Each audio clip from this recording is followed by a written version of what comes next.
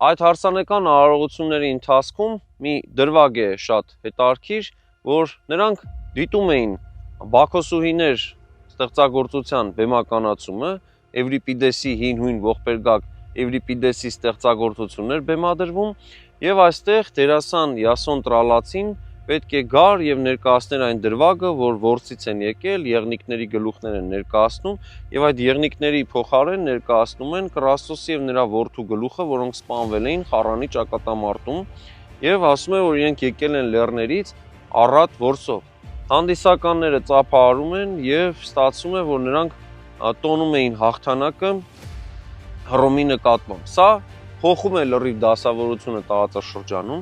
եւ այս ամենի շարունակությունն այն էր, որ պարթևները հայոց արքայից պահանջում են, որ Հայաստանը մասնակից լինի Հռոմի դեմ ռազմական նոր ձեռնարկվող արշավանքին։